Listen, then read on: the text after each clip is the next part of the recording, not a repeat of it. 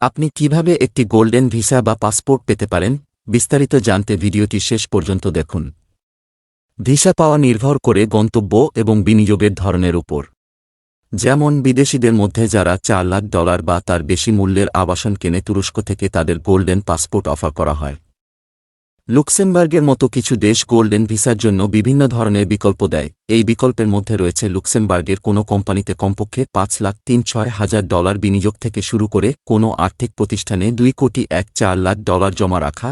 অনেক দেশ গবেষণা ও উন্নয়নমূলক কর্মকাণ্ডে অনুদান বা বিনিয়োগ নেয়। এই স্কিমগুলো চালাতে সরকারগুলোর জন্য সবচেয়ে উল্লেখযোগ্য প্রণোদনার একটি হল দেশে পুঁজি স্থানান্তর করে অর্থনীতিকে চাঙ্গা করা। Journal of ethnic and migration স্টাডিজে প্রকাশিত ড ক্রিস্টিন সুরাক এবং ইউসুকে সুজুকির একটি গবেষণাপত্র অনুসারে 2013 থেকে 2019 সালের মধ্যে পর্তুগালের প্রত্যক্ষ বিদেশি বিনিয়োগের 4.4% এসেছে গোল্ডেন ভিসার মাধ্যমে। এই অনুপাত লাটভিয়ার জন্য ছিল 2.2% আর গ্রিসের জন্য তা ছিল 7%-এরও বেশি। এই স্কিমগুলো এত বিতর্কিত কেন? ক্যাম্পেইনাররা এই স্কিমগুলো নিয়ে দুটি প্রধান উদ্বেগের বিষয়ে সতর্ক করেছেন। এর মধ্যে একটি হল দুর্নীতি এবং অন্যটি হল স্থানীয়দের জন্য আবাসন সংকটকে উস্কে দেয়া। 100-রও বেশি দেশে দুর্নীতির বিরুদ্ধে কাজ করা বেসরকারি সংস্থা ট্রান্সপারেন্সি ইন্টারন্যাশনাল এই স্কিমগুলোর বিরুদ্ধে সতর্ক করে বলেছে যে স্কিমগুলোতে আসলে বিনিয়োগ বা অভিবাসন মুখ্য নয়, বরং এগুলো দুর্নীতিবাজদের স্বার্থ রক্ষা করছে।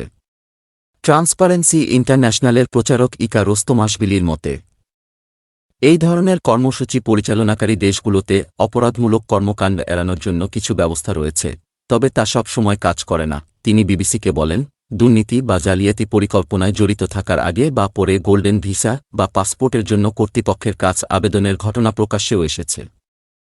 স্পষ্টতই তারা এটিকে তাদের নিজেদের দেশে আইন প্রয়োগকারী পদক্ষেপের বিরুদ্ধে এক ধরনের বীমা নীতি হিসেবে দেখে।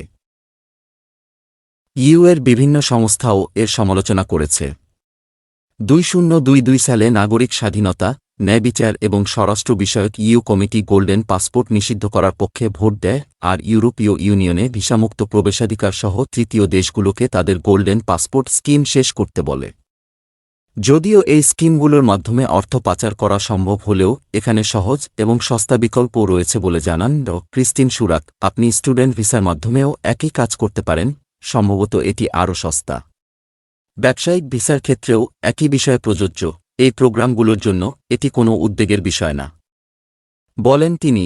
2023 সালের অক্টোবরে প্রকাশিত একটি organized crime and corruption reporting project তদন্তে জানা যায় যে যুদ্ধাপরাধের দায়ে অভিযুক্ত লিবিয়ার একজন প্রাক্তন কর্নেল এবং তুরস্কে কারাদণ্ডপ্রাপ্ত একজন তুর্কি ব্যবসায়ী এই স্কিমের মাধ্যমে ডোমিনিকান পাসপোর্ট কিনেছিলেন। আর 2023 সালে হোম অফিসের কমিশন করা যুক্তরাজ্যের গোল্ডেন ভিসার পর্যালোচনায় দেখা গেছে অল্প সংখ্যক বিদেশি বিনিয়োগকারী দুর্নীতি বা সংগঠিত সম্ভাব্য অপরাধের সাথে জড়িত থাকার উচ্চ ঝুঁকিতে ছিলেন। দ্বিতীয় যে প্রধান উদ্বেগটি প্রচারকারীরা তুলে ধরেছেন তা হল আবাসনের উচ্চ মূল্য। বিনিয়োগের জন্য দেশগুলো বিভিন্ন বিকল্প দিলেও বেশিরভাগ আবেদনকারী আবাসনে বিনিয়োগের বিকল্প বেছে নেয়, যা সম্পত্তির দাম বাড়িয়ে দিচ্ছে। তবে ড ক্রিস্টিন সুরাকের গবেষণায় দেখা গেছে বেশিরভাগ দেশেই এর প্রভাব সীমিত। উদাহরণস্বরূপ স্পেনে প্রতি বছর প্রায় 2000 আবেদন গ্রহণ করে। তার মতে 4,08,00,000 মানুষের দেশে 2000 আবাসন লেনদেন অত্যন্ত নগণ্য, কিন্তু বেশিরভাগ সময়ই আবাসন ক্রয়ের বিষয়টি পছন্দসই এলাকা কেন্দ্রিক। বিদেশিদের মধ্যে নির্দিষ্ট কিছু শহর এবং আশেপাশের এলাকা জনপ্রিয় হওয়ায় এই জায়গাগুলো অনেক বেশি প্রভাবিত হতে পারে।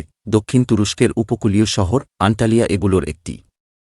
রাশিয়ান এবং ইউক্রেনীয় পর্যটকদের মধ্যে ঐতিহ্যগতভাবে জনপ্রিয় আন্টালিয়া ইউক্রেনের যুদ্ধ শুরুর পর আশ্রয় প্রার্থীদের স্থায়ী কেন্দ্রে পরিণত হয়েছে। স্থানীয়দের অভিযোগ, চাহিদা বেড়ে যাওয়া সেখানে আবাসনেরও দাম বেড়েছে।